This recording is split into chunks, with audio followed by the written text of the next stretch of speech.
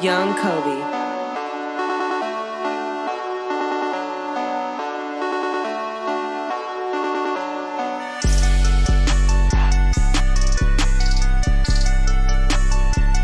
Hey everybody, welcome back to the Anything That Happened podcast, episode 59. I am your host, Captain of the Crew, Straw Hat Squirrel. With me today, Your young Senku baby was happening. I said Senku, huh? Yeah, you did. There's too many people I was writing about today. Okay, start I over. blame that With reason. me here today. No, we're gonna continue it. Okay, I'm here with Senku. The wrong one. But remember, people like, comment, share, subscribe if you're here. If you haven't already, do all those. Send this to your granny. Send this to your tia. Send this to your cousins. Let everybody know. Subscribe so we can get monetized. What's up with you today, Senku? You know what I realized? Everyone I wrote about was with an S. Senku. Shinra. Okay, so Kaiju. Okay, I was like, you didn't do Windbreaker. I did Windbreaker. Yeah, I was thinking Windbreaker. You should have did Windbreaker. I know. I thought I picked Windbreaker. That's what I was confused about. I thought you did too. And then you said Dr.Stone, so I was like, You said Dr.Stone. I don't remember saying Dr.Stone. You said in the room, those are the first two you called out, so I was wondering. I said Kaiju and Fire Force were my first two. Those are my first two. Oh. Because those are the first two that I watched. You want to switch? Nope, too late. I took my notes. Okay. Anyway. How you been this week, Senku? What's been going on with you? You getting excited? I'm trying to really think. No, not to be honest. It was, I had a really relaxed day in the office. Oh, in the office again, huh? Yeah. Huh? Madam will get on him. He's in the office. I was in the office. With your clipboard? No clipboard. Capping. I know you got a clipboard. TikTok clipboard. No, we don't carry around clipboards. We carry around a company phone. It's an iPhone. And so we take notes on the notes. So that's why you always forget to take that phone, leave that phone there sometimes. I did that once. I think it was more than once. No, I took the badge home twice. The badge? Yes. Oh, you trying to role play with the badge when you got home or what? It does honestly low-key look like when a badge an officer actually wears. Oh, you were really trying to role play when you got home. Mute that. Mute that. Mute the area he just said, Manny, if you can for us. We appreciate you. Can't let people know his location. They already took his IG. It said that. It says where I work. Top flight security of the world, goof. You definitely were trying to role play with that when you got like. Dang, that was the first time I said that. Trying to role play with the SATCON or what? But, you know what? I'm just saying, man. Top flight security, a sad clown. I don't know what kind of role playing you got going on in your room sometimes. Yeah. And then I unfortunately worked on 4th of July, so I had to see fireworks. It was, not gonna lie, it was a pretty good view. I had to see over the water, through the beach, but they were in a distance though. They weren't near. You still got a nice. Oh, so you're probably just hearing most of it then. I know we can hear it. We can definitely hear it. That's what made it. Seeing was the problem. Yes. If I had what are those binoculars? Or the window. Whoa, pause. Clip it. Anyways, clip it. I hope this makes a clip out of that. I can't even speak right now. I went out to the I think it was like the 15th hole. Continue. I went out there because I was doing my route from the outside. I was in a little whip. I was doing it in a little golf cart. As I'm coming to finish, all I hear is bah, bah, bah, bah, bah. And I was like, oh, what's popping off? I'm going to go inspect. I went, it wasn't on property. So I was like, I'm going to sit right here. And then someone's like, you ain't going to report that? I was like, yeah, I'm just trying to get a area where it's at. Just go back that way. They were trying to get me to rat on the people who weren't even on property. So I was like, what? Mind your business, white people. Mind your business. Mind your business. People are having fun. It's the 4th of July. Fireworks are going off. And then I just felt bad for the guy on dispatch because he was just getting phone calls. Oh, I bet. That's probably the worst day, too. Nah, during I wonder how it's going to get on Halloween. I don't think I've heard anything bad about Halloween. Cause what have they told you? What's the worst day? They get calls or yeah, events. Okay. Big events. I mean, obviously, but I'm like, Yeah, because the then worst day it's not an event. Friday the 13th. What day they said? They said a day wasn't gonna be bad. I think it was like Mother's Day or Father's Day. What I think it was like Mother's Day. Oh, my bad. Bleep that. Yeah, I think it was like Mother's Day. They said it was, and it was pretty bad. That's random. A lot of phone calls. Okay. Question about the 4th of July. Happy 4th, everybody. This is you guys are getting this way after the 4th. So I just looked it up. I want to see what your answer is, because how many people do you think visit the ER on the 4th of July? A lot. Give me a number. Around the world or just around the world? Oh shit! Mute that too, I think. Yes, mute that. How many do you think visit the ER on the 4th? Damn, this is like. Just give me a rough estimation. I'm gonna go 500,000. You have no faith in the world at all. That's a lot. It's around 45,000 though. Hey, let me tell you, my family parties, it'd be casualties. I mean, no one really goes to the ER there though. 30 people have. 2 people have. Every year I went, no one's went. I mean, there was casualties, but no one went. Yeah, it's close. Mortars backfire every once in a while. You know what I'm saying? Sometimes people put them up in there upside down for fun. Definitely, somebody's got to be doing it for fun. Knowing your family, someone. Shook, now you're probably doing that for fun. Every 10 or so, he's like, yeah, whatever. He probably knows he put it in upside down too. Just like, whatever. It's like one's bound to happen anyway. Might as well be the one. Yeah, no, I seen from the No Jumper podcast. This he's like I think he's a rapper. I think everybody's a rapper. That goes but in that podcast. He's like a well-known gangbanger out there in LA. He blew off his hand, and I believe a part of his eye, or he damaged his eye to where Sorry, he's people, blind. I can't show that picture on YouTube's mad sensitive. And yeah, it's because he had a M80 and he was trying to throw it out of, I believe, a moving car. Didn't get out the car. Stupid. He said, stupid. Yeah. Some people suck. That's like the big news I heard on 4th of July. That's all I was like, damn. Well, I mean, I kind of had some fireworks going on too, but it was at work. Like last night, I had some. You're doing fireworks at work? It wasn't really fireworks. It was me beatboxing in the restroom with my ass cheeks. Oh, well. I'm about to mute that. That's wild. Like, I don't know what I ate, but how many times did you go to the restroom a day to go poo? I have a fast metabolism. So, what, 6 times a day? No. Like half that. Half that? Like 2, 3. 2 or 3? I'm not. I shouldn't get in trouble with this, but whenever I go to, I try to really hold them in for when I go to work, because I like to. Where are we at? We're past. Because I like to shit on the clock, so I get paid for my shit. Oh yeah, definitely. Yeah, so I really like. If I really gotta go, I'll take a shit, obviously. But like, No. I wait till I get to work. 30 minutes when I get to work, I'm definitely in that restroom blowing that shit up, beatboxing my ass cheeks. But last night, I don't know. I think it's because I don't even know. I don't believe. Huh? So don't mute that one. Yeah, you don't gotta mute that one. But I don't believe it was even the lunch I ate, bro. I think I'm getting lactose intolerant. I think you can. I don't think you can. I think you can develop that. I don't think that's the thing. I believe so. I don't think that's physically possible for you to be eating a surplus of cheese and you just start shitting. I think you just eat too much and it clogs you up. I don't think you can just get is that technically a disease or like what is that? Is that a condition, a disease? It can be developed at any age, according to Google. All right, so I think I'm developing lactose intolerantism. Show me the science-based proof. I don't believe Google. I was about to say something outrageous. So let me see.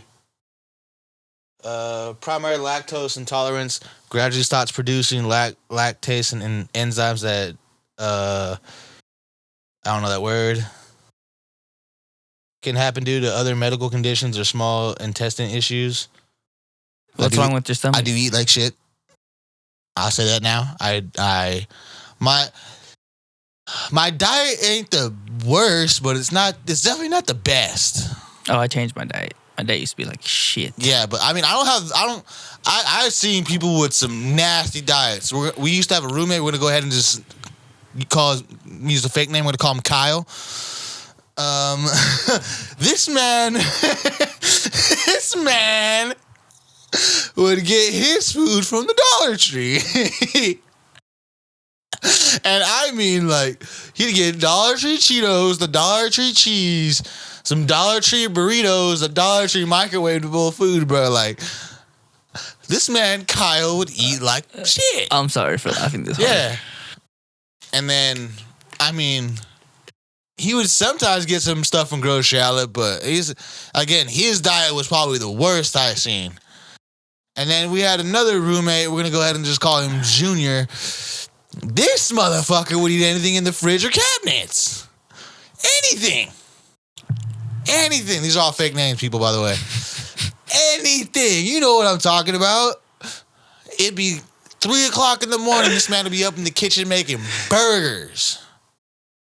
I think it kind of rubbed off on me too, because I wouldn't even ask what you do. I'm like, bro, make me one. Yeah, I was about to say I'd ask him to make me a burger. Yeah, sometimes. I smelt it. Yeah, I go out there and ask for a burger. I think he kind of rubbed off on us on that point of view. But I don't think my diet's the worst, but it's definitely not the best. I think it's mostly because due to my night shift cravings too. Like, I get off in the morning, it's really the afternoon for me, so like I'll be craving just a regular meal instead of breakfast. So it's kind of bad. Like, especially on days we want to go play basketball in the morning, I'll be hungry, and I'll think, okay, I'll get something small. But my favorite fast food place at the moment is kind of like Taco Bell, and everybody knows what Taco Bell does to you. Well, me at least. Bad.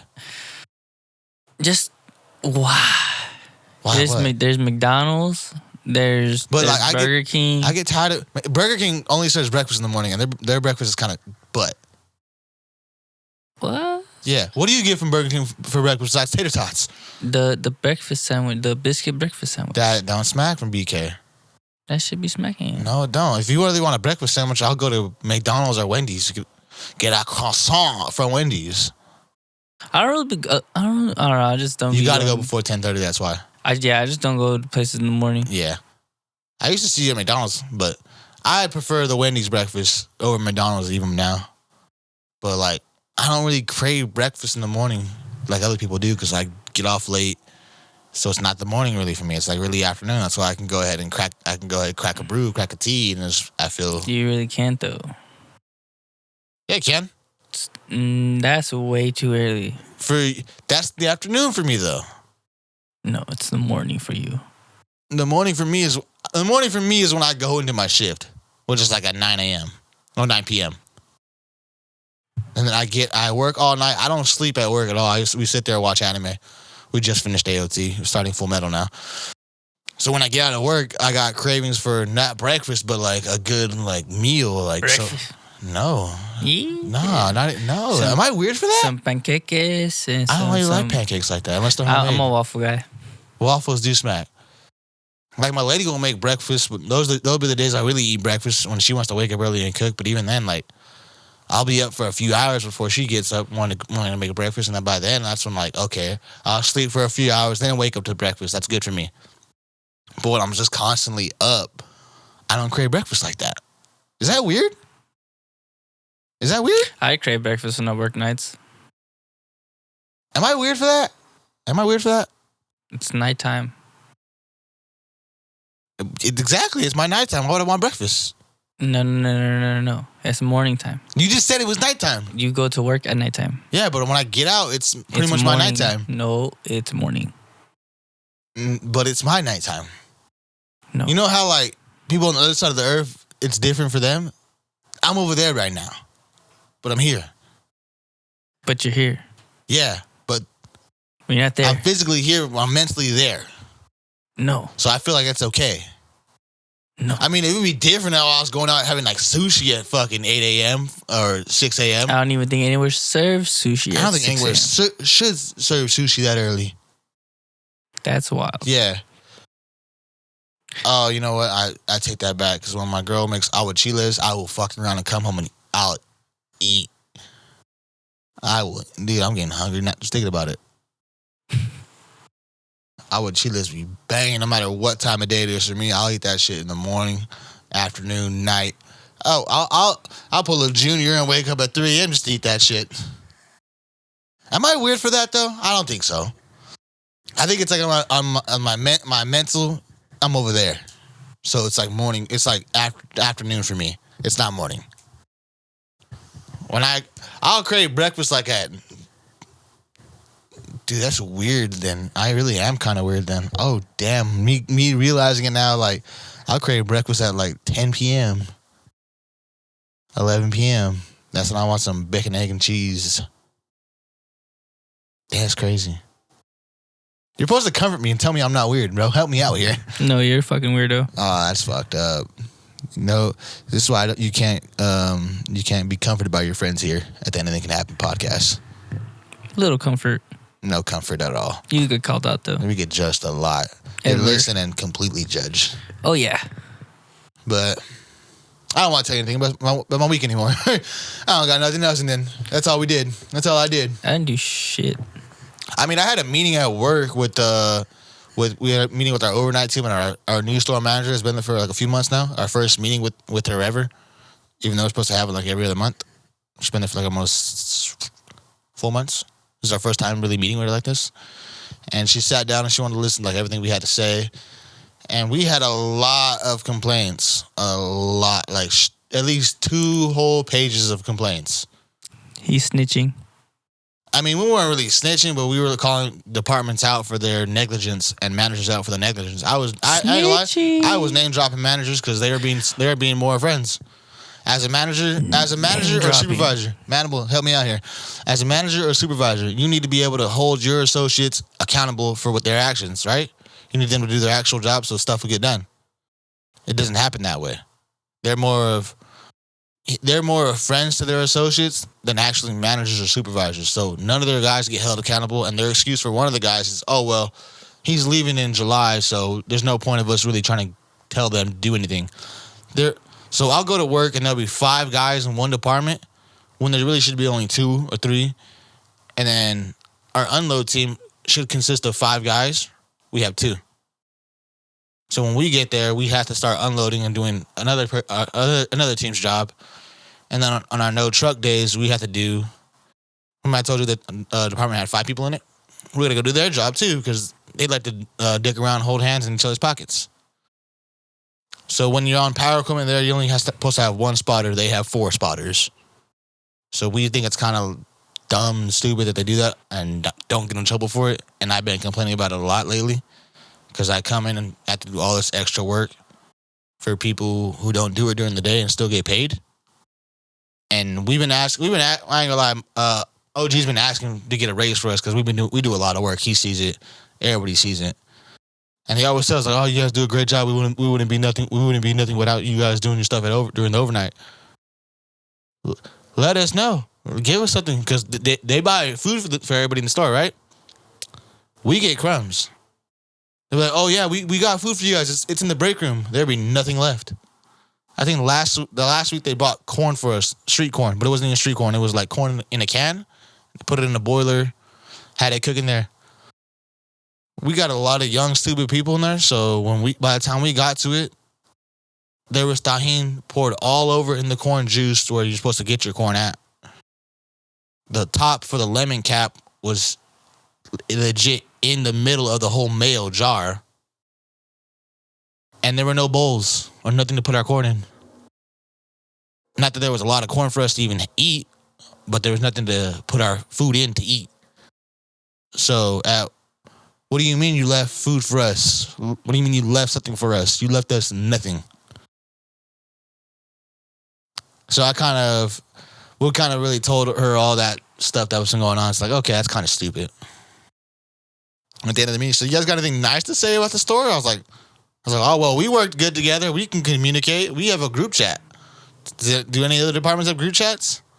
No. I don't know. So by the end of it, he snitched. Oh, yeah. Everybody, I don't give a damn who you are. There's one worker during the day shift. She don't do dog shit. Squirrel's a snitch.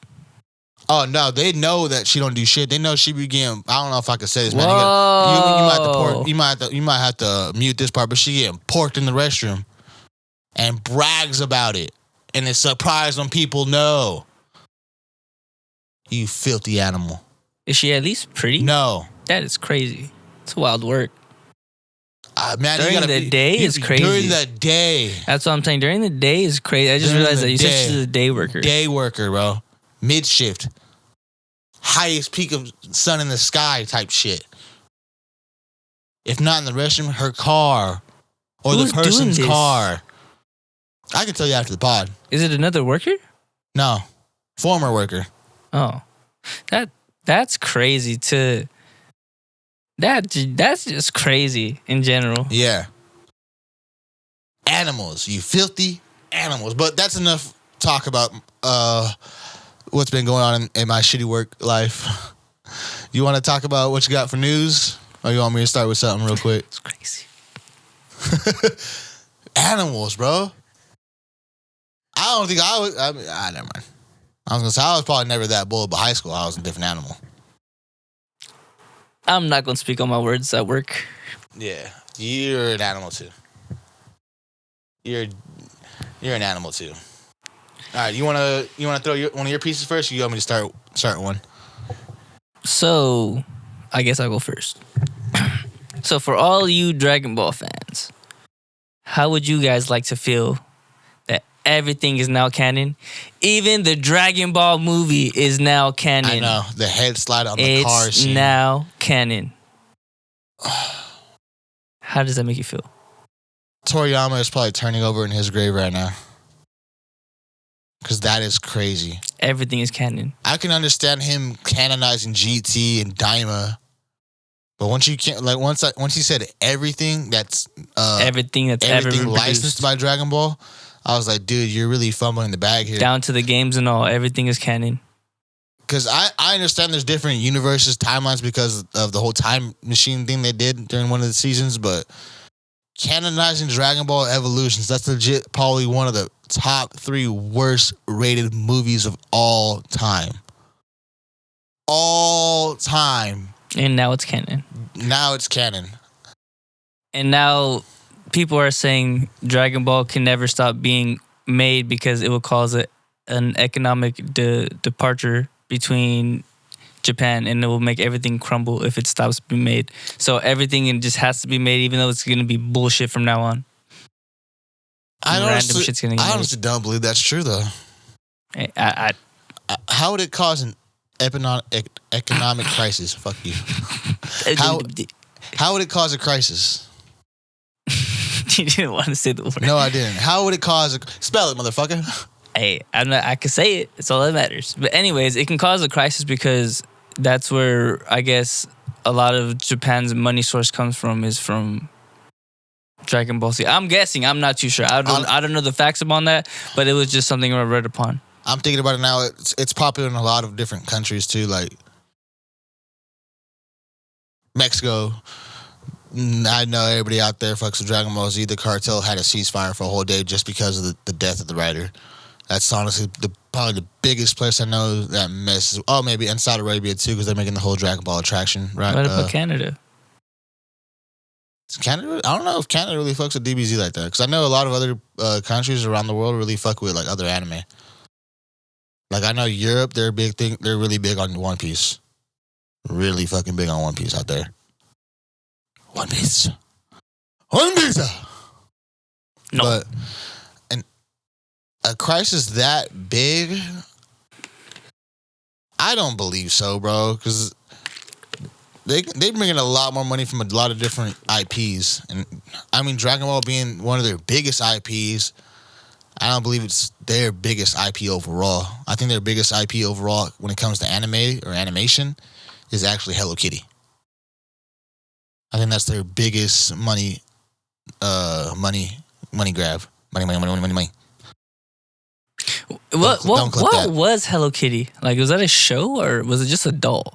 I believe it's getting a show now. But was it ever a show? Let me check that. Because I never knew what Hello Kitty was. I just knew it was a white cat, a white Asian cat. I never knew it for anything else than that. I never knew it for a game. Never knew it for a show. I just knew it had different varieties and different faces, different colorways. But it was always a white cat. What does it say? It's just a fictional character. So it was never in the show? No. That's crazy. What is the obsession with Hello Kitty? I am confused. Maybe it's their version of Barbie. Was Barbie a show before? I mean, Barbie has. It's always but now had. it has a show. No, right? it's had shows when we were kids. It had a show before it had dolls though. I don't know, but it had shows when we were kids. Because I know I'm pretty sure Hello Kitty's getting an animation show now. But that's like years later. I remember being in kindergarten seeing Barbie's like movies and Barbie. Oh, word? You're on that trend? No, I got a lot of girl cousins and whatnot. Okay, true. I got a big family. Bless me, thank you. No. You animal. Freaking Senku over here. Get excited. But that's crazy. Yeah. What about you, huh? What do you have? So, I don't know if you'll like this. I don't even know if I like this. Solo Leveling is getting a live action coming to Netflix. And I don't know how far they plan to go with this live action. But I think it's too early to be doing this. I think it's very early to be doing this, but I think it's probably going to maybe just be the first season. The main picture I'm seeing right now, I'm not sure if this is an actual true canon picture, but it's a picture of the person. If they go that far, they're going to have to cram everything. Unless they make it like a 3-4 hour movie. I believe they can probably make it a 2.5 hour movie. Or maybe if they... Honestly, I feel like they should probably do the same thing they did with the last one, Yu Yu Hakusho they did, a live action. They made it like a 7-episode series. Yeah, I have no idea how that they were gonna, if they do it that far, they're gonna have to cram a lot of information into like such a short time span. And this will be and a lot of our fights actor for Jin Woo. A lot of fights will be like super quick. I think a lot of the fights in the show were already pretty quick. So I heard that the manhwa was a lot. They had a lot more details. They had a lot more details in the actual anime series itself. Oh, no, bless me, yeah. Oh, yeah, fuck you, too. They had a lot more actual details in the anime went to go on. I guess the anime blitzed through hell of shit fast. So I feel like the movie would probably do it a little faster, or maybe a lot less detail. I'm honestly excited to see Hunter Cha. For my own personal reasons. You say jiggle effect. I want to see if she sniffs the actual actor. His armpit? I don't know. No, she just sniffed him in the cave that episode, I thought right? she like sniffed like... No? That'd be really weird. She might be a filthy animal too. But I want to see who else they cast for this, because... who is that guy? I don't know that guy. I don't know. Is he a Korean actor? Probably. It's probably... whoa. I mean, I can check if he's been in anything else, but I kind of don't want to. Should I? Nah. Okay. I don't know if this is going to be a good or bad live action. A lot of live actions kind of are shit. Dragon Ball. Very shit. My coworker recently told me he watched the AOT live action. Let me tell you a few things. Can you guess like the worst things that possibly could have happened in the live action? Swinging. No. Nothing swinging? No, it's not 28 years later. I'm talking about females and all. Nothing. So, give me a few other guesses. Just terrible acting. I mean, obviously. The guts? No guts? All right, so I'm gonna spit it out because we're gonna be short on time today because we got a lot of shows to talk about. The Titans only attack at night, so they don't gotta use a lot of lighting. They're vampires? There's no Levi. Huh? I think Mikasa died within the first 30, 40 minutes. Huh? I'm over this already. Yeah.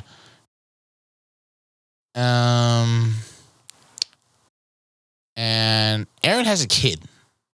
This makes no sense. Yeah. I stopped listening after Mikasa kind of died. I was like, this already sounds stupid. But that's the live. I don't know. I think y'all just need to start really touching live actions for a while. The Windbreaker one might be good because it's fisticuffs. It might be good. I don't know. But I don't know. I think you stop touching. I just think you stop touching live actions. You got what is that all you got? No. Oh, NBA starting point guard for the Hornets, LaMelo Ball, is possibly coming out with the animation cartoon. Whoa, what was that? It scared the shit out of me. My bad. That was loud. But yeah, he's possibly having an animation show coming out starring his 5 pets, which are dogs. And this is pretty much him going around the galaxy, pretty much being a menace. Him and his group of dogs are just being a menace. I forgot what they all are, but I believe one's like a drug dealer. One's like a cool fashion guy. I know one's a crash out. Yeah, and I think that was the drug dealer. And like, yeah, no, it was like it was pretty random, but I feel like it's gonna be a pretty good, cool show. I can only imagine having like all my dogs. I don't even know if he's gonna be able to do this show, bro. Imagine The way he's portraying like the characters, I don't think he'll be able to do it. How? Why not?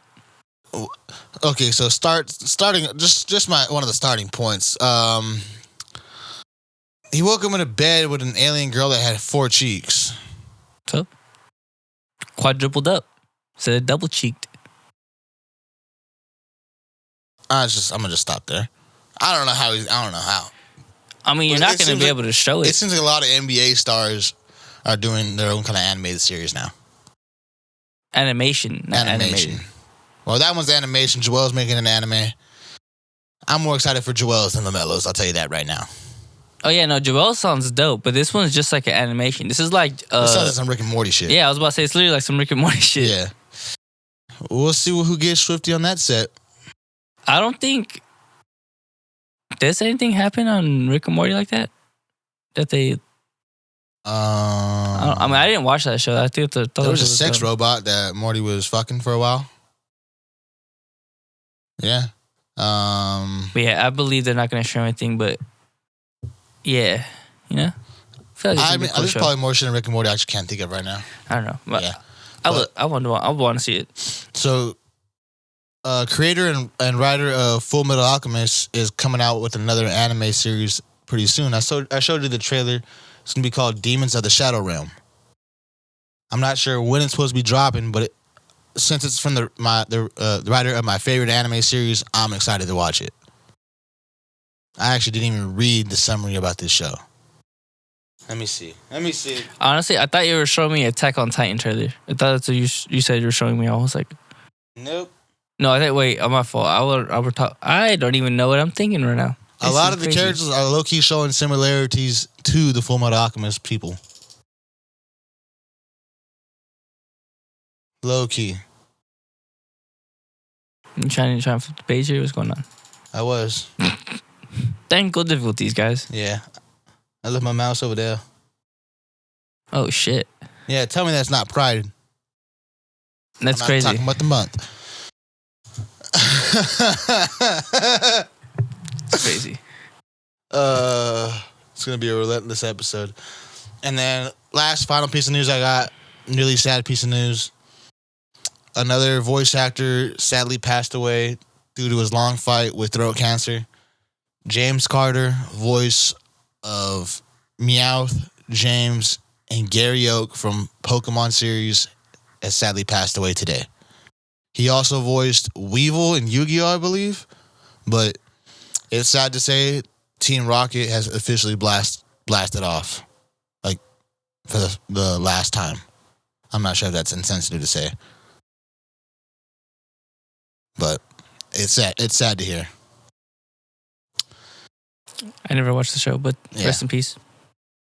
They're like the Team Rocket was like the iconic anime villains, like the most iconic anime villains you could probably think of. Duo villains, my bad, because they were a duo and then they had the little pet cat, but he voiced the guy and the cat, and the girl from it recently passed away. I think earlier this year or last year. So Team Rocket has officially blasted off for the final time. that may be really insensitive, but that was their thing. I'm sorry. Don't make me laugh. This is serious. It's serious. This is sad. It's very sad, but it may be insensitive. Those are saying. But that's really all I have to cover with news. Now, people, we have 6 episodes to cover, so we're going to try to speed through our reviews and our talks about this. So, Goofy, do you want to start out with one of yours, or do you want me to go with one of mine? I'll go with one of mine. Let's just start off with the most complicated one. All right. What show and what episode are we talking about? Fire Force. Fire Force season... It's episode 13. Yeah, season finale, or part 1 season finale. So it starts off with the giant being slayed and falling into the water. You know, the big mechanical thing. The Iron Giant. I thought it was an Infernal Giant. And then the third pillar is the third pillar protector is shooting at him so he can like fly through the sky and then go ahead and attack the guy who's holding Sheena. And while fighting with him, he realizes that he has an Adola burst, and he lets him know that not only pillars are not the only ones with the Adola burst power. I thought that was crazy. Yeah, I was kind of tripping out on how he was like doing everything, and like even like if you notice, his eyes switched. His eyes were doing a little switch thing. I didn't notice that. Yeah, and then he goes ahead and tells him about his power and how he's able to manipulate gravity by gravitational pull, because smaller objects always get pulled by a bigger object by mass. And by using his Dola burst, he uses the control of gravity to heat up atoms from the physical object by increasing their mass and then allowing him to manipulate their mass. And that also that his power also doesn't allow just physical things. It can also control light. They're putting a lot of science in this fucking show, bro. I like it. I don't. I do. I like simple. Because it's bringing like different ways of different powers to come about, and they're being specific about it rather than it just being like, oh, this guy has this power. It's being a reason, bringing like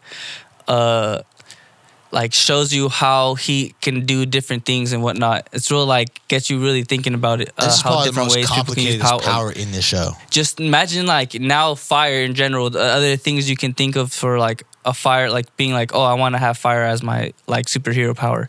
You can technically do all these things. Like think about it, because it all revolves around flame. It all revolves around fire. Stupid. That shit's fire. No pun intended. Literally. That's crazy, man. That's so broken. And he even told Show, he's like, I could have been your protector, but you chose not to have me. That was crazy. How do you not choose the? I mean, I don't know. I would have chose Arrow too, but I mean, I would have chose Arrow too. you seen what Arrow looks like under all that? And you definitely get to see Arrow when she looks. But anyways, like, how would you know his power, his full power? Because he said he didn't show it. Like, he wouldn't want to show his full power. What else do you think he can do? I don't know. Bro can go invisible. Bro just said. Yeah, he can manipulate light too. I was like. Yeah, he can also bend light. And then, like I said, he disappears and goes invisible. And then the third pillar goes after Shinra's falling body and lands him on the land, putting him into Company's 4s. You don't know his brother's name? Nah, honestly, I forgot. Show. Well, I always have him as a third pillar. Yeah, it's Show. I know Shinra and Show. Continue. Anyways, he puts him right into Company's 4's arms, and then they get to working on him. Going back to the falling giant, as it falls into the water, from the nun from Company 8 gets an Adola link, and then she disappears. She goes to pray. Bro, she fucking does a little tiptoe. How do you tiptoe out of there and like not get hurt? I feel like Tamaki's really stupid. She's a cat. I feel like she should have cat-like reflexes. Cats catch everything. But dumb bitch, dumb powers. Go ahead. And then the black mist covers the water by the pillar, and the pillar absorbs it. A black fat. Oh, whoa. Black face? Mute that. Mute that, man. He didn't mean to say that. A flashback happens with the bunny figure guy. You know what I'm talking about? The little white bunny figure with one tooth, not a sharp triangle tooth. It looked like a bunny to me. Yeah, he looked like a demonic little alien to me. He looked like a bunny to me. Yeah. So I call him a little bunny thing. Demonic bunny? The bunny figure that demonic bugs. used to be a devil tries to take host tries to find a host for his body and stumbles upon the nun from the 8th as a kid. Then he finds a group that survived the first cataclysm.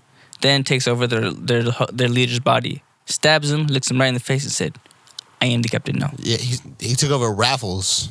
He said, "I am the captain now." Yeah. He literally took his soul. And then point that I don't think that was that's not the nun. I think that's not like the nun? No, it's not the nun, but I think that's like her doppelganger that came from Adola with him. Yeah. I believe that may be her doppelganger from Adola. It looked like the nun. I mean, the doppelganger is supposed to look like him. That's why. That's what the doppelganger is. I don't know if you've seen the movie Us. I definitely seen the movie Us. Yeah. But they're like, okay, no, same. Meet that. Continue. And then, as he takes over the leader's body, he starts a new religion using his body and a new civilization with the Holy Soul Temple.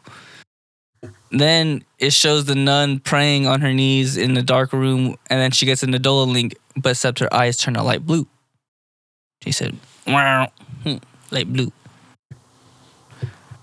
After it goes back to the black. I can't even speak. Hold up. I have some cotton mouth today, fellas. Let me tell you. This is not the... I'm telling you, bro, just get that neck tat. You'll be fine. Get the neck tat, you have the cheat code, and you'll be able to talk the whole time. No fuck ups. I'm not even gonna speak on that. Pause. After it goes back to the white clad protector and the Adola link setting their first pillar off, and Shinra wakes up because of the Adola link. And he realizes he's face to face with one of the white clad members who could see into the future. He starts to ask her, "What's the future like? What's to behold? What does the cataclysm look like?" But she tells him she can only see absolute futures because they're now fighting against the white clad in it happening. So she doesn't know if they're fully going to be able to complete it or not. And she goes about telling him that. Then she goes about telling him that if you use I heard you have this super fast speed that you're able to go back into time.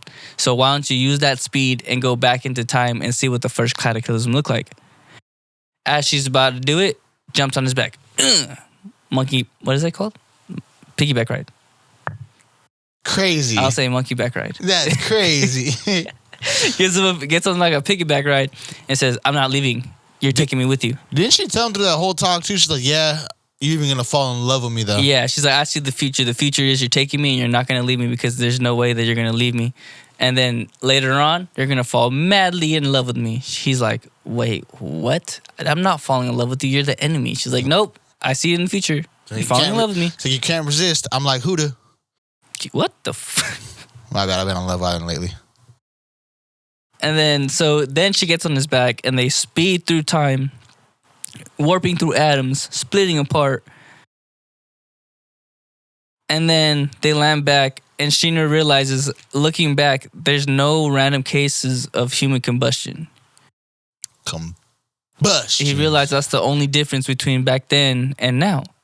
As he's going further and further back, it goes full Uzumaki on us, fellas. Let me tell you, I was confused. There was white, black people getting bigger. It was going crazy. What did she say? It was going white and black. You said white, black people going what? I said people were getting bigger. Things were getting expanded. It looked like things were going in circles.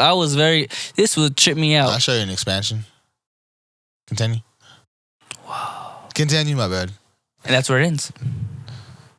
I ain't gonna lie, that was trippy as fuck how he went back and everything. The black Uzumaki. And white. It showed our actual pictures of what's going on. And like, that's what I'm saying. That was so Hit fucking the Uzumaki trippy. on us. I mean, it told us everything, but I had to watch it back a few times too to understand myself. I just had to understand his power because I didn't understand his power. I understood it. That power was so fucking broken. I understood it, but I didn't understand it fully. And then I wrote about it, and I was like, this is like an essay. Oh, essay. Definitely. You had a short summary just on his power. Fucking. I'm kind of pissed how Sho didn't even try to wake up Shinra, or didn't even get a chance to wake up Shinra and got interfered by the Fourth. And you got the hating ass fool from the Fourth saying, "Nah, he's a traitor. What's he even doing here? He killed his parents." And then blew the whistle, said, "Hey, technical foul. We don't mention his family." Said, white card. Yellow card. We don't mention his family. I was like, oh damn. Yeah, no, I thought that was funny as hell. Yeah, I was like... He said, you listen to me. I was like, he put you in your place. Shut your ass up. A whistle. Yeah. Overall, I give this episode like a good 8. I give it a 9. A lot of confusion. No confusion. Oh, a lot of confusion. Science-based. Science is confusion. Science is Stone. confusion, Senku. Science is confusion. I like science. I like math. So what do you rate the overall season since we're at the end? I'm pissed because I still don't see his final transformation. Oh, you're not gonna see it to the very end. Fuck you. You asked for it. Anyways, you're not gonna see it to the very end. There was a lot of action. There was a lot. I mean, there wasn't much talking, but they described how everything, like everyone's power, which was I like it because it's not just giving a background on them. It's just really describing on how their power goes about because they've never seen anyone do anything like this before. They've only seen regular people like basically the third, first, and however they do the grading system. They've never seen anyone do multiple things or able to do the certain things that they do with their with their powers. So honestly, I give it like a 9.5 because they did full detail. Like it wasn't just this guy they did full details on. It was literally everyone they encountered this season. 9.5. What's the 0.5 off of a 10? The first 3 episodes of Tamaki being naked. I was gonna say that Tamaki threw that shit down so much for me. She was only in there like the first 3-4 episodes. Yeah, and they really explored. The yeah, no, that I didn't need to see that angle. Yeah, I would probably give it like a good 8.5 then, just because it was a great season. There was a lot of information overload, a lot of action too, minus Tamaki's action. I think my favorite episode would probably be when Arthur pulled up and had to fight the dragon, but lost Excalibur. What about you? What's your favorite ep from the whole series? Whole season? Was it Tamaki's booty No. Is that the one where the captain's flexing on top? Where he finally breaks out? I think that was that was great. That was great too. I like that episode. I thought it was funny. So was that your favorite part the whole season? Captain flexing for a whole 8 hours? He was just fucking not gonna get a bit. He's like, yeah. I think my favorite part of the whole season was Arthur's RPG. It's RPG. Yeah, the one he had to go on his mission with Vulcan. Oh, I was thinking the RPG mission where he found his parents in the Nether. I thought you meant our actual RPG. I was like, when did he get a bazooka? And he got a new Excalibur. Oh yeah, that was the funniest. That shit was hilarious. And then he still gets left. Yeah. Again, he don't mind it. He don't care. It's stupid. But it is a good season. I mean, I was waiting so long for this shit now to get up at this. I'm still kind of upset. I'm pissed. You were waiting like 3 months. Fuck you. I'm pissed because I know the end result. Not the end result, but I seen. Oh, you just seen the transformation. You don't know what happens at the end. But he's full demon mode. You want to talk about that? No. Fuck you. I'm going to read the manga on it. Nah, it's coming back next year anyway. All right. I'll go ahead and talk about one of my endings now. So, Windbreaker Season 2, Season Finale, Episode 12. Starts out with the meeting, Umemiya bringing sandwiches from his little sister's shop and coffee. Big long-haired brawler was helping him. He noticed Sakura and the 2 others from his grade, and he got upset. I think it's kind of weird. He always gets upset when he sees that he's not the only first year that Umemiya likes to hang out with. Bro's jealous. So he's asked to pass out coffee cups and crumples up Sakura's, or skips Sakura's first. Then he calls him out and says, "Hey, you forgot me, bro. You did that intentionally." So, all right, here. Crumples it up and throws it at him. Bro's trying to throw hands after that. And I would. Yeah, I would too. And Umemiya says, "Hey, don't be wasteful, bro. Stop being a dick." He's like, "Oh." Fixes the cup real quick and sets it back on him. He fixes the cup. He fixes the cup. Fixes the cup a little bit. What would you do if someone fixed your cup by a little finger action? I'm taking his cup instead. Now you stuck your finger all in my shits. We did what? He stuck his finger all in my shits, bro. That's where I gotta put my liquids to drinks. That's fucked up. I don't know where your finger's been. I don't know if you finger pop your asshole. So I want a new cup. This cup ain't going away, so Umemiya says. You're going to drink out this cup. So the meeting starts, and they pretty much talk about how the new version of the school started when Umemiya and his 4 Kingsmen were first years. They pretty much took over the school as first years. They beat the upperclassmen, but there was a different faction that was also first years with Umemiya that their whole thing was they wanted to cause internal conflict and also brawl with other schools for no reasons at all. Brawl with anybody. Yeah. They're wild. They said the beef is not just in the school. So that faction was run by Infinite Necktat. His whole thing, he followed the old ideologies that Sakura used to follow. Being the strongest is what matters. As long as you can beat everybody at the top, you should be number 1. Right? That's how I seen it. Right? No, I just seen it as this man doesn't care for peace or any type of relaxation. He's just always ready for conflict and ready to start a conflict to prove that he's a better fighter than everyone. He does not want peace. He wants problems always. Yeah, no, he's an asshole. So we find out his name's Endo. So Infinite Necktat is Endo. Not Outdo. Endo. Right? So we find out that he was probably just as strong or may not even stronger than Umemiya. So when the Umemiya and his 4 had went and started school, they legit had to fight upperclassmen in different factions. But as they did it, they made friends. They made some kind of like common. They made like a common ground with people, so they had more followers as they grew. But Endo's group would just beat the shit out of people and move on. And they said that his group was just a bunch of high class brawlers. A lot of people with high IQ, high battle IQ, right? So they were just fuck them up onto the next. And we end up finding out that Endo left that first year with his group because they didn't like the way the school was heading. They didn't like the way that Bofrin was turning into a peace and loving school, pretty much. They didn't like that they were helping the town out. They didn't like the ELE. Huh? Everyone love everybody. Yeah. Yeah. ELE. That's semi-pro, ain't it? Yes. Yeah. Jackie Moon, baby. So he didn't like that Umemiya was turning into Jackie Moon. So he left with his faction. They went to go do their own thing. During the meeting, Umemiya asked Sakura, he's like, so what do you think of Endo? And he straight comes out of it, yo, he's an asshole. And he just laughs. Because obviously, dude is an asshole. So I believe Umemiya sees it the same way as Sakura sees it now. And he asked Sakura, what do you want to do? And Sakura lets him know, he's like, I want to kick that fool's ass. He's like, so Sakura tells him, he's like, yeah. Pretty much saying that he follows his old same ideologies of being the strongest, so that's what matters. Beating up anybody else, essentially, way that's what makes you top dog. But now Sakura sees it the way Bofrin sees it, that we need to fight what we love and protect who we love. And I love the development of his character already. He's learning to stand up and talk and speak his emotions.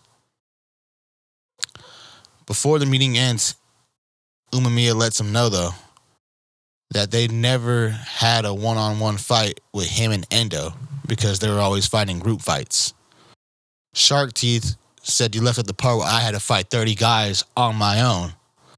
And Tatsumaki was saying, yeah, I always had the older classmen trying to fight me, but as long as Umemiya said I was doing a good job, that's all I needed. Bricked up. Wild. He is. It's tucking, though. Oh, God, bro. Bro, I gotta have Spanx on because he's in a skirt. But Umemiya also lets him know, he's like, yeah, but there's a person out there even stronger than Endo. Come to find out, it's Rengoku. He definitely, I was like, I thought it was another version of, what's her name? His name? Tatsumaki? Yeah, that was another version of him. I thought so too. And it turned around. And he was Crazy work. We found out this man's more of a menace than Endo even is. he's even stronger. So our introduction to this guy, Endo's pulling up after leaving a Smile 11. Smile 11, yes. Yeah. Goes down an alley, finds a bunch of bodies beat up. And he's like, oh, what's going on here? Bro, piled them all on top of each other to light a mortar on top of their pile of bodies. It's pretty lit. He says, what? Why? What is the reason? He says, everybody knows you got to launch fireworks from the highest point.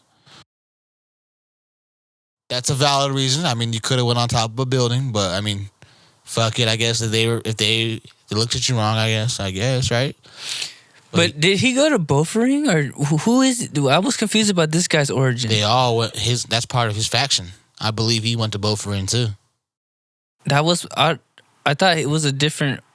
I am confused about this guy's origin now. Endo or Rengoku? Rengoku. I thought he was older than him, and he was. Nope. I think he was. They just said he was stronger. He probably was strong. I mean, I feel like because if you're the strongest one, wouldn't that be your group? No, he's probably physically stronger than Endo. But I mean, I feel like you don't have the throat tat. Huh? Because you don't have the throat tat. He don't have tats. He don't have enough tats. And his IQ that's not just battles probably ain't as up as Endo's. Because I feel like Sakura's not even the strongest one in his grade, but he got voted the captain.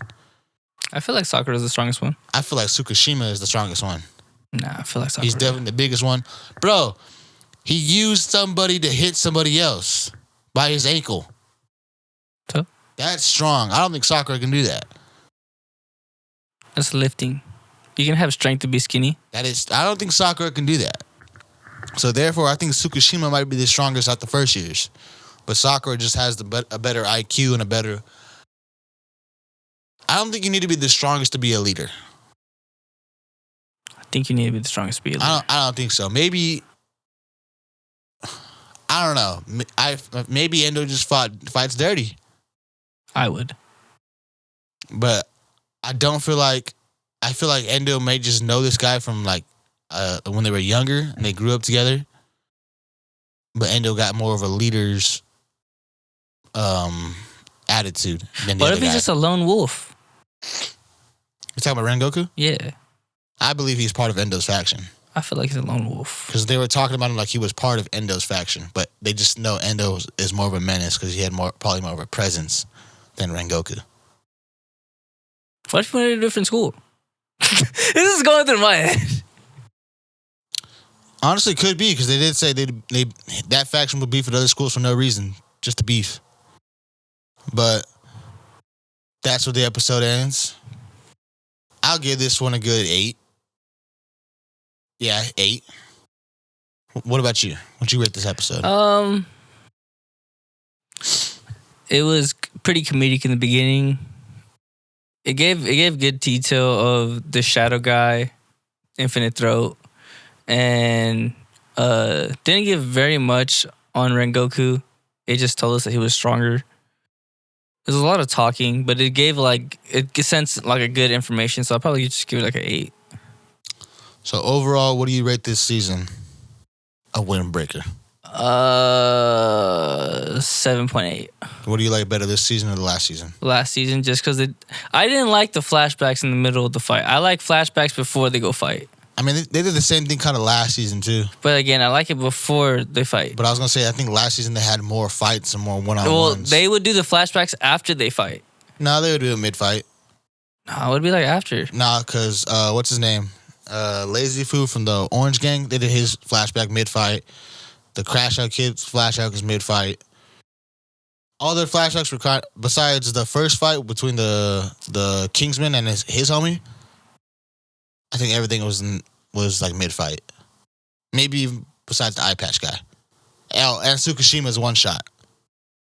But I think everything else was like mid-fight. But last season had more 1v1s than this season. Yeah, it was more than a gang brawl. Yeah, this season was mostly gang fights. But I think my favorite episode this season was probably episode 1. My favorite episode was I'm not too sure, to be honest. It's got to be episode 1, 2, or maybe one of the Street Ball episodes that just happened. Because I'll tell you, everything else is boring as fuck. Nah, I forgot there's one I rated like an 8.5. I forgot which one. Tsukushima's backstory?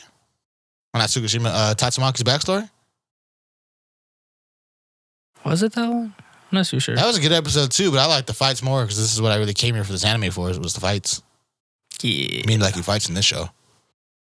But overall this season, I'll give it like a good 7, maybe a 7 point. Between 7.5 between 8, so maybe like a 7.8, I guess. A lot of stuff threw me off this season. Definitely. Yeah. All right, next show. What you got for us? Let's go Kaiju. So Kaiju Hoshina Special.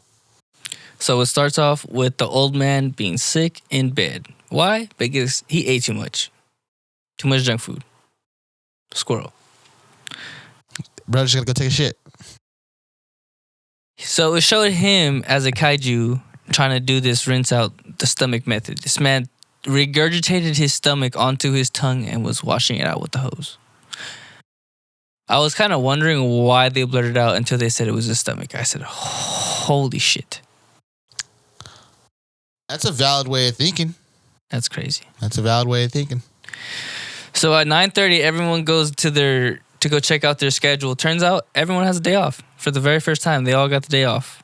And they all got out the day off at the same time. That's pretty lit.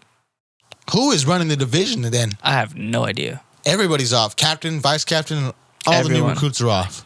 So then it shows Reno working out in the park. And then it shows Vice Captain pulling up on him and starts laughing at him because he's a young guy and all he knows is training. So he doesn't know how to be a chill guy and go have fun on his day off. So then the Vice Captain tells him something. And then he's like, all right, I got to go. Something is important. Something popped up. I got to skedaddle. Skedaddles. Then one of his classmates pull up on him, ask him what he was talking about with the Vice Captain. He was like, oh, nothing much, but it looks like he's in a hurry. He has to skedaddle. He goes, oh, what is he going to do? He go meet a girl? He's like, I don't know. He didn't tell me what to do. It just sounded like it was something important. It didn't sound like he was going to meet a girl. So what does they do? They make a little bet. I bet you he's going to go see a girl. I bet you he's going to do something important. So what do they do after that? They follow him. They stalked him. Dude, like they were like, you're not going to notice the guys wearing the exact same clothes with the same helmets driving behind you. Especially a red bike. Stands out. Like I said, they decide to follow him and they make that bet. And so they follow him all the way to a swap meet where he's picking up dry squid for a snack. So this is just a thing. They just eat dried squid for fun. Yeah, I noticed that. You sick. You guys are wild. That is. I'm not really discriminating you guys for your snacks. I'm just, wow. I thought I ate like shit. You guys legit eat shit. Wow. You nasty, nasty people. So they eat. Unless it's just prepared different than the ones we got were just ass. I have no idea. It was terrible. Because the ones we got were probably like from a 7-Eleven or a Smile 11. A Smile 11? Yeah. And as they think the bet is over because they hear him talking with the captain about her snacks. So he's laughing at him saying, you owe me the money. And Reno's like, no, I'm not owing you nothing. He's not meeting up a girl. He said he's obviously meeting with a girl because he's on the phone with the captain. Bang, bam, boom, I win. He's like, no. I would have thought I won too. So after, he's still talking with the captain and lets her know, like, oh, no, it's cool. You don't have to worry about anything. It was on my way to my original destination. They hear that. They get intrigued. They start following him once again. Bet still on. Then he meets up with the girls that also have the day off and does a little Uber trip, gets them to the bar destination they want to go to, get them to the pub. As he's leaving there... Took him to the Dentai Fung real quick. What? Dropped him off at Dentai Fung. That's what it's called? Yeah, it looked like a Dentai Fung. That's what it was called. After that, he helps a little old lady cross the street with good Samaritan deeds. Then he runs into the other boys. What are they, like brothers, right? Or like cousins? Nah, they legit just met they met during the whole training stuff. Talking about green hair and the army dude? Yeah. Yeah. So then they talk about going on a little camping trip. As they talk about the camping trip, Vice Captain pulls up behind him and was like, hey, let me show you. I see you guys looking at something pretty expensive. Let me show you a little something. This is a little place to go. You can get cheaper stuff. Tells him where he can get cheaper stuff. And he's like, all right. Gets their stuff and they go on a camping trip. Finally, everyone accidentally meets up at this place where they finally catch Vice Captain pulling up to. He's pulling up to meet the sketchy guy with a suit and a scar with a chain on. I thought he was a mafioso. I thought the exact same thing. So as I see the Vice Captain, they see that he's giving over goods to this said scary man. Mafioso. And as they give him the goods, they're all arguing about if he's a good guy, he's a bad guy, what is he doing? He's wrong for doing this. Vice Captain pulls up on them. They finally confront him, lets him know that you're wrong, you're for doing this. And he's like, doing what? I'm letting you know that you guys seen everything I was doing. I know that you guys were following me, so you guys are in this with me too. And they get confused. Kids come up, run, hug said Vice Captain. It's like he's selling to the kids. And then he looks at them, and he's like, what is going on? Shows them where they're at. Proceeds to go like this. Shows. Hold up. I forgot where I was at. I have it written down. I'm sorry. I lost my track. I'm so sorry. It's all good. I'm so sorry. Mine's the same way right now. It's like a defense, safety, some shit. So, like I said, they're going to the... You get written up for these sad notes at work. No, I just never have to reread them. Oh. So they pull up spying on him, and turns out they're at a disaster prevention center, and he's giving goods for an exhibit for people to look at. Then Reno decides to give Reno some medicine and tells him, I hope the old man feels better. His name's Reno, not Reno. Reno. Reno. Spelled Reno. It's Reno. Spelled Reno. His name's Nevada then. Go ahead. Fucking Nevada. They said Reno. Reno. Continue. Go ahead. And so he tells him, I hope you get better. And hope he feels better. And after he gets the medicine, he realized, like, hey, how do you know that he was sick? And where did you get these from? Lets him know that I've been seeing you the whole time. And I got him at the store where you guys first spotted me at. Then he's like, oh, crap. I so scared. I so sorry. I'm sorry. I'm sorry. You're terrible. Take your ass to Smile 11. Then, after that, the kaiju breaks out, and then they all have to go to... Oh, they don't all have to go to it. The Vice Captain's like, I'm going to go to it. You guys stay here. They say, no, we're workaholics too. I see that you have your stuff underneath your clothes. We also have our stuff underneath clothes because you rebuff on us. You are a good Vice Captain. We're going to go ahead and do this work with you. I was wondering how they suited up so fucking fast. Yeah, that was pretty weird. Like Power Ranger morphers. And after the end credits, it shows Vice Captain talking to the man he gave all the stuff for the exhibit to, and he tries to tell him, why did you change locations and where do you want to drop off the weapons? Vice Captain lets him know, I was being tracked the whole time, and I just wanted to have a little fun on my day off. Nice little special. But do you think, I don't know, that when he said that, it kind of made me iffy. Nah, I think he was. I mean, we've seen everything he did that day. But what if he didn't just give the stuff for the exhibit? What if there was like extra stuff and he just kept that, and he was actually like a bad guy working with like, I don't know, a company. It's like a wild. I had the works moving. Everything was going and flowing. I don't think so, because he said he was a former Defense Force agent. That he quit just so he can... he quit just so he can fund this new program for the disaster safety thing. Exactly. What if it's for a different company? Like a cover-up. They're washing money through. No, he's using that, and they're actually building like building up a kaiju or something, or like some like mecha kaiju, or like... Because there already is a mecha kaiju. We've seen it. It's that the ladies armor Godzilla. Yeah, remember because when at the end of season 1, how they fought the mecha kaiju, and then kaiju number 8. Yeah. They're making an armor Godzilla. Oh, I had armored things, kaiju number 8. I had things turning. Oh, what if they're making armor for Kafka as a kaiju? Bro, see, I'm telling you, like, things are really thinking. This is a good special now. I ain't gonna lie. I'm telling you. I was gonna rate it pretty low, but now you see that, fuck. There's possibilities. There's endless possibilities. That was a good special. What you want to rate the special? I was gonna give it an 8. I was gonna say it's probably gonna be like a 7 for me. But then I had thinking, so that's why I was like, I'm probably still gonna say like a 7.5. I was like, well, mine's an 8. Yeah. All right. We'll go with DandaDan season 2, episode 2 now. Episode opens up back where we left off. They're down in these former houses where Gigi's house now stands. And it opens up to Okarun trying to rip his mouth open.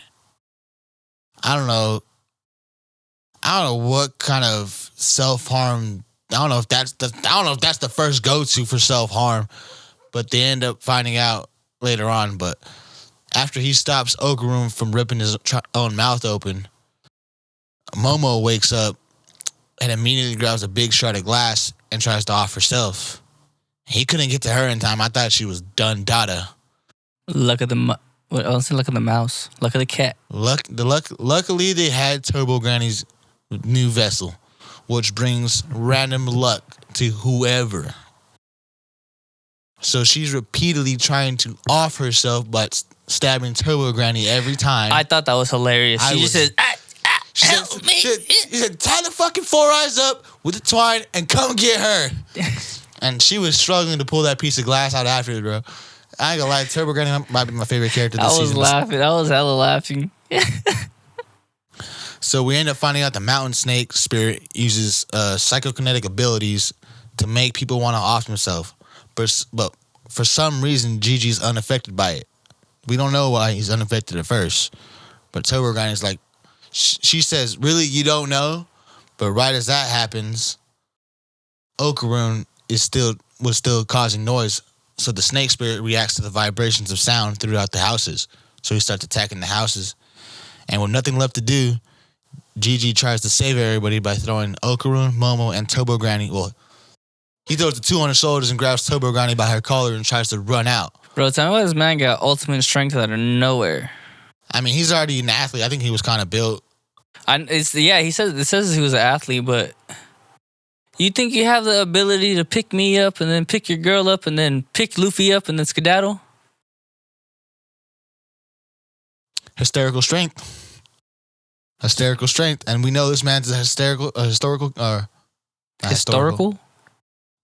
We know this guy's a funny character, so he got the hilarious shit in him, as we've seen later on. But as he's trying to run away, he trips down a flight of stairs and bumps his head, but dropping Momo and Okarun. When regaining his little bit of consciousness, he sees they're trying to make a jump, so he goes and grabs them. But as he's trying to pull them back up, he locks eye with his snake spirit. So he tries to look away and close his eyes. But as he does this, we learn this new spirit is called the Evil Eye. And it has the same abilities as the mountain snake. He has the same abilities as the thing from The Grudge. Is it The Grudge? The Ring. It is on. Or no, it's The Grudge. No, it is The Grudge. It is The Grudge. It's the same ability, and it looks like him. He's all purple, and he got then the bowl cut. He has a little taper on. He got the bowl cut. I don't know what it's called, but we end up finding out that it's an Evil Eye and Turbo Granny. And as this thing's locking eye with the snake. Does it have eyes? The snake? Yeah. I think the mouth hole is one big eye. Is it? It looks like one big eye. It looks like the eye from like Full Metal, like when it opens up in the ground. But it locks eye with that, and Turbo Granny says, "Hey, don't look it in the eyes. It has the same abilities as the snake's mountain spirit. It'll make you want to off yourself." So everyone's confused. What the hell? Momo and Okarun regain their consciousness and regular state of mind. They're like, "Hey, untie us. We're good now. We don't know what happened." As they're trying to run away, Gigi is looking back. Everybody knows you're not supposed to look back. This thing jumps in front of him, breaks its own neck, and says, "Ugh," looks him straight in the eye. showing Gigi a flashback of his tragic backstory of being a child locked away in a house.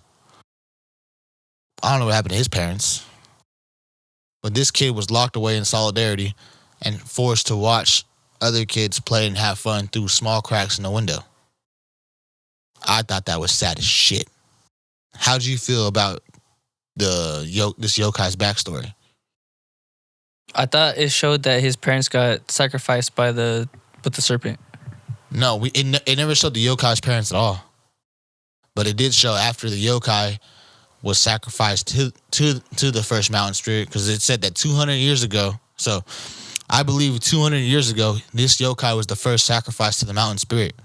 Because after it passed away, because it was tied to a post and left to burn and sacrificed by this weird family to the mountain spirit. That is like a terrible way to go out, because like you're pretty much not running. You're pretty much getting burned alive, but it's like a worse burn. You know, like before the lava even touches you, you're getting like burned already. The heat. Yeah, like I don't know. I just thought that was crazy. I was like, I watch a lot of horror movies and watch a lot of messed up killings and deaths, and like in my mind, I was just actually picturing how that would look, and I was like, that's fucked. So when his spirit comes back to Earth, he's back as a regular little kid, but he has his long white hair. Turn into the Grudge.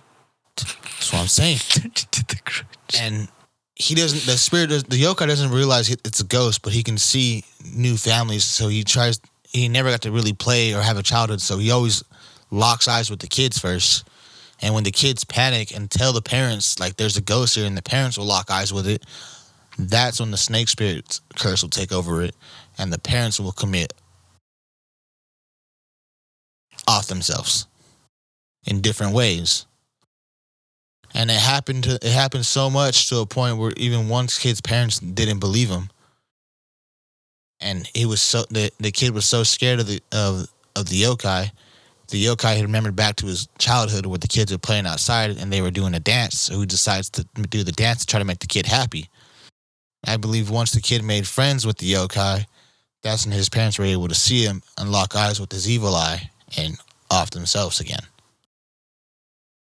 And I believe this is why Gigi's parents had to commit. That's what I'm saying. Didn't the yokai's parents do the same thing? It never showed the yokai's parents. It never showed the yokai's parents. The first people it showed was Gigi's parents jumping off a roof and with the cloth. The next one it showed was the next set of parents it showed was the first kid he seen after he got reincarnated into his spirit body. But the last one, the one he made friends with after his parents committed it, it was about maybe 100 odd years later. This family still around is told to take care of the kid, and they plan to use him as a sacrifice to the mountain spirit. So they tie this kid up for some reason, pull his shorts down, and tie him to a chair and leave him there for the mountain spirit.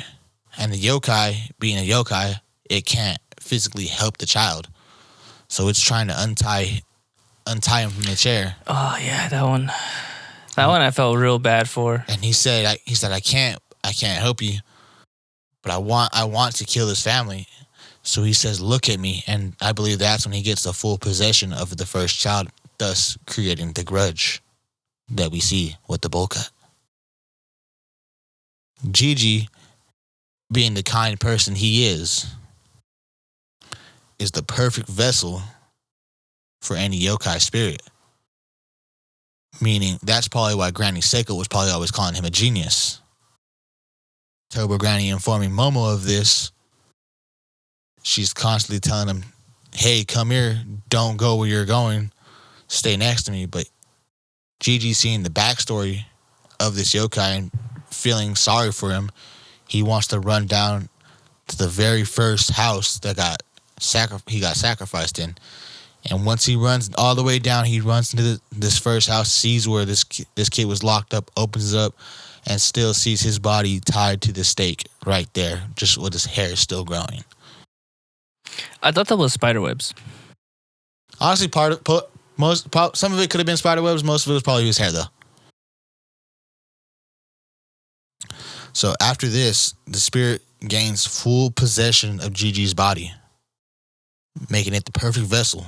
As Turbo Granny even said it, she's like, damn, if I could have done this over, I would have took possession of him instead, too. His dong.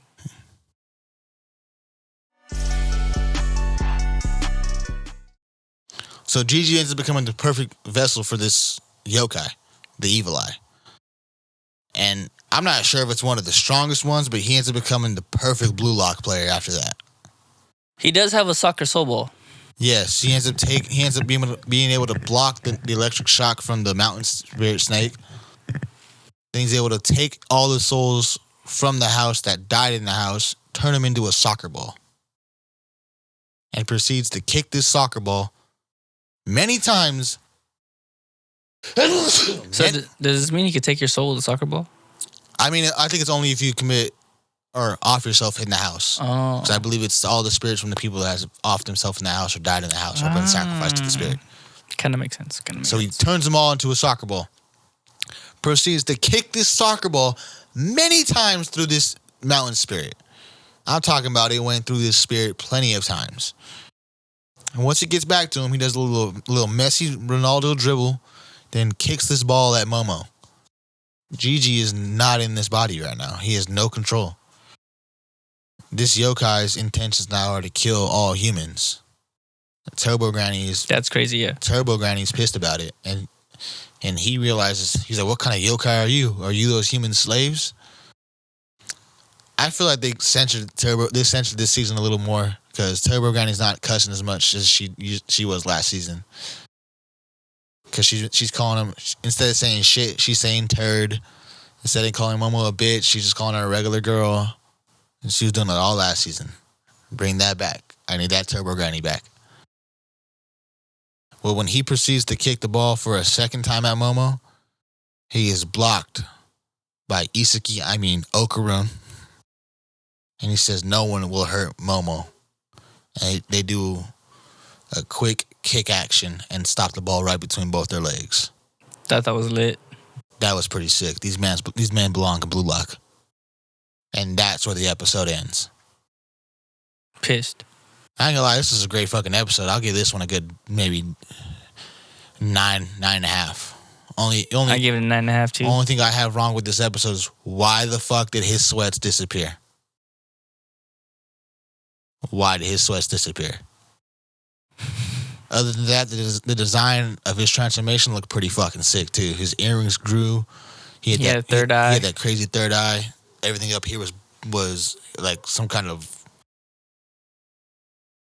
tribal chief black mark or something. It was crazy. I liked his transformation too. I feel like I like Okarun's transformation look a lot more, but this one was pretty sick too. This is a great episode. All right, what you got for us? So Dr. Stone, The return of season 4 of Dr. Stone. So it starts off with Dr. Stone as a kid shooting a gun, and then he gets mad because he missed his target. He thinks that because he missed his target, that it's the gun's fault. That's not Senku. It's a Dr. X. Oh, you said Dr. Stone. You did? Oh, I thought it said Dr. X. My fault, guys. I'm terrible at reading. If anyone knows that me, may have been on me because I don't know if you said Dr. X or Dr. Stone anymore. Damn it. See? Continue. Blame this guy. Zeno. Shut up, Senku. And so he gets mad, realizes that it's the machine's fault. He has to recalibrate it and recalculate everything. And then his right-hand man comes out of nowhere like, hey, let me tell you, it's not your machine's wrong. You need to hit it in a 0.147 degrees. I don't know how many degrees. It was something crazy. So you just need to change your aim a little bit. Yeah, he said you can't hit a target if you're not aiming correctly. Let me show you how to aim it correctly. That is true fact. Some of my friends don't know how to aim when it comes to video games. Hits it with a bink, one shot, one tap, done. Lets him know it's how it's done. After that, their friendship begins for a lifetime. After one handshake. After that, it shows Dr. X being captured by Senku. Everyone's trying to figure out the plan how to get to South America. As they run away from Stanley, then Dr. X starts to speak about the man on the moon, the radio waves, everything that connects to it. Senku agrees and knows that there's something that has radio waves on the moon and someone is possibly up there. The Moon Man. And as he's trying to make a connection with Senku, he says that they should collab together. But Senku wants to, but is not trying to make a super weapon to control people. Dr. X insists that they should collab and to solve the mystery for the personification and how it correlates with the moon. Senku also agrees on the idea, so that's when they, shake hands, become friends. After that, Jinro's right-hand man falls out of nowhere, wounded in the shoulder. It's not out of nowhere. They shot him a while back. They gave him no medical treatment. But they just kind of just threw him. Yeah. Blow! I have a wild dog, fellers. After that, he falls, and then everyone's telling him, hey, you guys need to help our friend. We're in a peace treaty. You guys can't be treating us like this. We all need help together. So as they throw... Honestly, I don't know his name. I just call him the right-hand man. He had a long name. His bodyguard. And so they throw him on the ship into the ER. And as he's laying on the bed, he hears them saying, if we can't fix him, fuck it. We throw him off the ship. Fishes can deal with him. But if we can't fix him, we're going to hold him hostage for the science man. And so after he hears that, he leaves the ER to find Jinro and then passes out in front of him. Stanley decides, we found him on the floor. We're going to torture him. Doesn't know that Jinro's on the other side. He has a blicky to his head. And he says, just do it. Don't, whatever he does, do not come out. Do not reveal yourself, Jinro. I'm just going to take it all. Out of nowhere, he's like, all right, if you don't tell us where your professor is going, where Dr. Stone's going, then we're going to off you right here and there. He said, do what you got to do. Right before you press the trigger, Jinro said, stop! He said, South America! I don't know where it's at, but South America! I thought that was funny. He's like, I don't know where it could be, but he's headed there. After that, pulls the blicky up. It's a torch. Sparks a cigarette. Not going to lie, I seen one of these on TikTok. Want to buy it now. Seen this episode. Bought. Sold me. Sold me! Oh, that's funny. I buy a lot of stuff off TikTok, guys. Sorry. So sorry. After that, Senku and Dr. X locked themselves in a room trying to figure out the location of the personification beam. Then Chrome gets so anxious, he wants to be a part of the science. So what he decides to do is to be a little nosy. As he's being nosy, he decides to get the tea and the snacks from the butler. As he's getting the stuff, he takes it down to Dr. Stone and Dr. X. As he breaks into the door, he realizes they're just playing with bubbles. He's seen how they're playing with bubbles, and he gets mad. What are you guys doing? You guys are not even working on anything. So why is he free and why are y'all playing with bubbles? No restraints, playing with bubbles. You look like kids. Senku is a kid. Technically. Yeah, it was all for science. So then he shows them how the bubbles are being used and how the bubbles are exactly formed, how the beam was exactly formed. And then it goes around the earth. Then they use the time that they got hit with the personification beam from Dr. X and Dr. Stone to see how exactly the beam came about. After that, they see the personification point is from South America, and they try to see how they can use the temperature and the weather to see how it correlated on the time going around the world. After that, they use the cross location to see and pinpoint the exact beam location, and they figured out where it exactly came from in South America. I felt like Chrome. I was like... When I was explaining this right now? No, when I was watching it too, I was like... So many words, so many letters, so many numbers. I don't know. Like I said, when they explain stuff like that, I like it because it's like doesn't like make you think, but it like makes you fucking think. I mean, it kind of does in a sense. Oh, it does. But like, it's just intriguing to know exactly like how they come up with their formula and they give the reasoning behind it rather than being like, this is where I got it, and I got it because I just know it just came from here or the platform. They give a reasoning, they give the explanation and how exactly they got there. That's why I like it. But that's how it ends. They find the point, and it's over. Oh, no, you forgot that. Kohaku had to go down there because he was taking us so long, and she walked in on all of them playing with bubbles.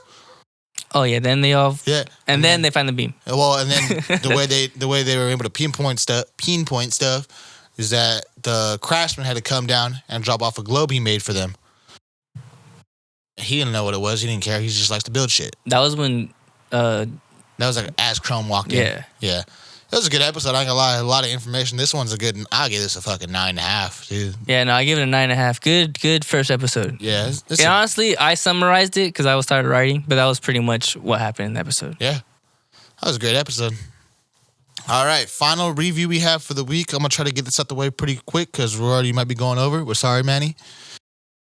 New show, first episode, premiere. Gachikuta. Gachikuta. Gachikuta. Donald Trump. So, basically, it's a society that's separated by a wall, where one side of the wall is all white and clean. Everything is nice and fancy. Is that how you perceived it? I said the other side is Chinatown. How did you perceive it? I perceived it as at first it technically is like the reject side, but it's like your generation. Once you're a reject, your generation, your kids, everyone is a reject. All because your ancestors. Yeah, because you fucked up one time. Yeah, well, pretty much that society is separated from a wall, from all the clean stuff that's pure, clean white with gold, to the dirty side that's everybody's trash and rejected, and all the rejects and all the criminals, right? Right? Yeah, well, the rejects, criminals, people that did bad stuff. So our main character, his name is Rudo, and he's known as a trash raider. He lives by the ideology that one man's trash is another man's treasure. That's pretty much what I got of it. And he's locked on. Well, he's not locked, but he's from Chinatown. Well, I'm gonna call it Chinatown for now. The only reason he's there because his father was a criminal and went on a killing spree and was banished from Chinatown to the pit. The pit being worse than Chinatown because this is all on a floating city or a floating island. Is it? Yes. I didn't catch that part. Yeah, because what do you think the pit is? The pit's all below him. So thought it was just a cliff. Nope. Like, like 300? No, you're stupid. But no, it's a floating city. So the bottom of the pit is where all the trash and the real rejects end up going. So as a baby, Rudo was abandoned and his foster father took him in. Rudo's not liked around town because he's known as the trash raider. And I guess if you dig in somebody else's trash, it's kind of illegal in this society. Well, they also hate him because his dad made their reject side look worse by going on a killing spree. That too. And I want to know why he went on this killing spree. Me too. Now. They didn't explain that. Yeah, it kind of pissed me off. It's only the first episode though, so I'm giving them time. Yeah. I hope this is probably gonna go for another 12 episodes, knowing the pattern of all these new shows. This is gonna be a setup. This is gonna be the setup. It's good. I feel like it's gonna be a good setup.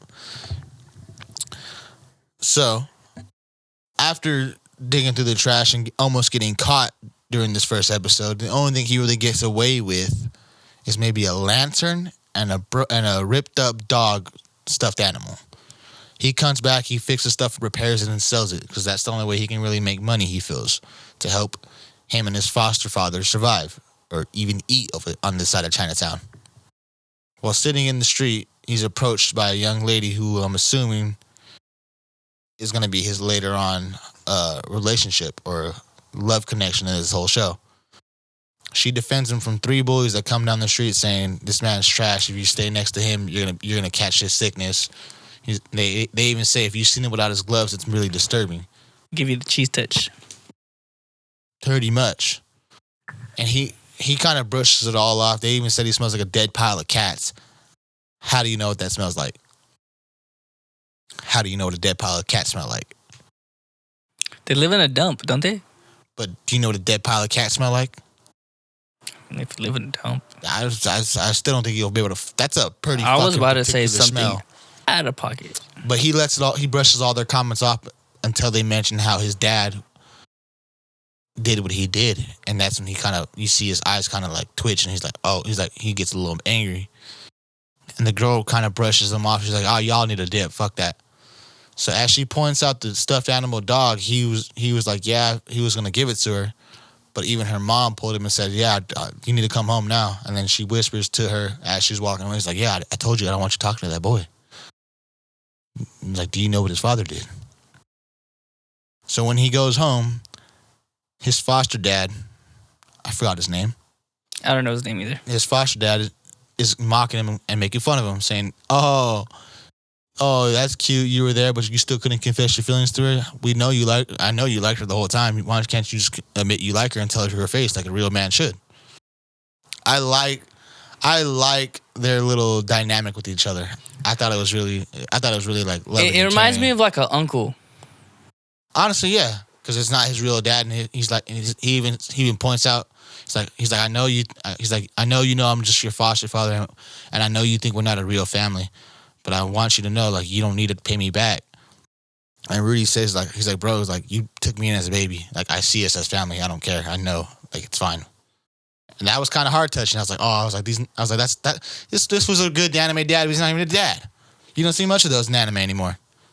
And I was like, that's pretty sad. You don't see much of those in general. That is true. That is true. So his foster father tells him, he's like, you need to get back out there and tell her how you feel and give her this little stuffed dog. That seems like a great way to break the ice. So the next day, he's out looking for her, and he's out towards the edge of town. He sees somebody getting thrown into the pit. And he's just wondering, like, damn, like, this is what our society really is. When he looks to the side, she's right there next to him, and she's even mentioning, like, yeah, I think they put us out here so we can look look at the pit every day and just think about the past that our ancestors made us deal with now. You know what that made me kind of think of? The Eldians and AOT. Oh, because they're just held off behind the wall because their ancestors are... Because they're punished to this island because of what their ancestors did way back when. So he finally wants to give her this stuffed animal, and he does eventually, but not before she tells him, she's like, yeah, he only does that, and she's like, I only scold you because like this, and he only tells you all this shit because we love you. And he slowly looks at her and says, wait, we? And she blushes, he blushes. It's a little meet cute kind of vibe, and he's like, oh, well, he's like, I brought you this stuffed animal, this stuffed dog, because I feel like he'll have a better home with you than me. It's like, because I don't really want him, but even if you don't want him, I feel like he'll just have a better life with you. So she ends up taking it in. And before she had the chance to say anything else, he starts running off to go back home to tell his foster dad. When entering their home, he finds what I believe to be an assassin of some sort sticking a sword through his foster father's chest. And when he goes to try to approach this man and get him off him, he gets socked into a wall. And this masked man assassin proceeds to pick up his foster dad's notebook. I wonder what he wrote in there now. I wonder what's in that notebook that was so serious that he had to kill the foster dad for. He takes his notebook, his journal, and leaves. And instead of chasing this man or getting out there like his foster father told him, he goes and tries to help him when he's already dying on the ground. And his foster father's last words to him were, run. Make this world better than what it already is. If you have a sword that deep in you, are you really able to talk like that? Hey, can you get a full sentence out? I mean, if it didn't pierce a lung, maybe. But this is anime logic, so anything can happen. I don't know. Anything can happen. I just laughed a little bit. You're dark. So as he's trying to help him, these cops pull up and falsely accuse Rudo of killing his foster dad. So later that day, they're hanging him up by the pit. They're going to sacrifice him to the pit, throw him in the pit. 300 style. 300 style. Bang, bang. As he's getting cranked up. Pause. Whoa, this man's getting drugged up over here. Yeah, as he's getting pulled up into this little hanger crucifixion machine, he's looking throughout the crowd, and he sees his crush, and he's yelling to her. He's like, "You know I didn't do this. The real killer's still out there." But she just falls into the what word am I looking for right now? She just starts believing everything everyone's ever told him. She drops the dog stuffy and she walks off. And right as his ropes are cut, he sees the masked man in the crowd. And he tries to tell everybody the killer's right there, the killer's here.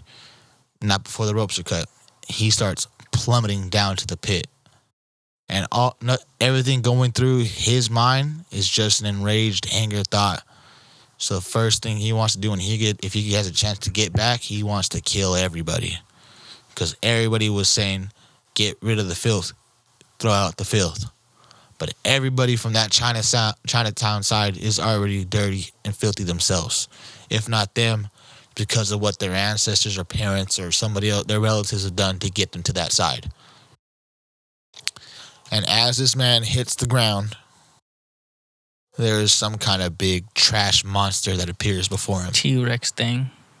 Some kind of mega Godzilla. And that's where this episode ends. I ain't gonna lie, this might be a 9. It was a pretty good show. It got me, episode. It got me like hooked to like the theme of what it's gonna be about. I feel like it's gonna be a really good storyline. But if he survived the fall to the pit, how many other people do you think survived that fall? Well, I'm gonna say everyone survived it. They just didn't survive the Mega Godzilla. The Mega Godzilla? I feel like that's how you died. True. Unless you just landed on your neck. Don't fall stupid. Learn how to fall, people. Don't break an arm. But I feel this series has good potential. I feel this might be. So since we're starting a new season of anime, out of what do you think might be your favorite show this season? Because we're gonna have Sakamoto coming out. We got Dr.Stone just returned. Kaiju will be back. I think not next week, but the week after. We got DandaDan, and then we got this Gachikuta. Which one do you think will be your favorite show this season?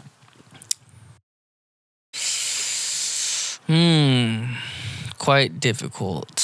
I want to see the route that Kaiju goes in, because just the way the whole thing it left off. But what's probably gonna excite me, it's probably gonna be like, probably either this one or Dr.Stone. Just because this one's new, and then Dr.Stone, I like just how they describe everything. I would say Dr.Stone pretty good too, but I think it's either gonna be Gachikuta for me because this new storyline, unless they just completely fumble with the story. But I think DandaDan might be the next one for me too, because I kind of didn't like Gigi at all last season. I thought it was really annoying, but now that I see what kind of person he really is and how loyal and far he'll go for his friends, I think Gigi's gonna be one of my favorite characters. That and Turbo Granny reoccurring, doing the way she is. I gotta get off work. And Turbo Granny being the way she is, I feel like DandaDan might be a high key great season. Have you seen the outro of DandaDan yet? Yes. Have you seen any characters in there? Oh no, I didn't look for the people. I just was listening to for the soundtrack, and I don't like it. I like the outro more than the intro. They do a nice little funny dance. I feel like you should remake. Let us know, people down in the comments, if we should do another DandaDan dance. But I've seen a lot of new characters in that outro that we might be getting this season. I feel like this season's gonna be mad hype. So I think if it's not Gachikuta, it's gonna be DandaDan for me. So for you, if it's not Gachikuta, it's gonna be Dr.Stone. All right. Just to wrap it up, since our last season just ended with today's reviews, what was your favorite show from last season? Probably Fire Force. I was gonna say probably. I think my favorite show, maybe Windbreaker, bro. Oh, you know what? No. Devil May Cry. Oh, I didn't know we were going that far. Yeah, Devil May Cry. Thought we were just going with end today. Nah, because I think we started all these around the same time. I know, but they meant the end of today. Nah, but like the end of the whole season last, I think it was Devil May Cry for me then. Yeah. Yeah. If not that, Windbreaker, because I like the way the whole story progressed. I like Sakura showing his character development. I don't like any of it. And then the first fight versus Keel, great. The gang fight on the street, kind of mid. But the setup for next season with Infinity Throat and Rengoku, that might be pretty fire. Because we know this season's last season ended with a setup for Keel, so we'll see where the next season starts with that. But it's kind of all I got for today. Anything else? Anything you want to end off of? No. All right, guys. We appreciate you for coming in for another episode. It's been episode 59 where anything could happen. If you guys haven't already, remember to like, comment, share, and subscribe. Tell a friend, tell a friend. We will see y'all next week. We're out.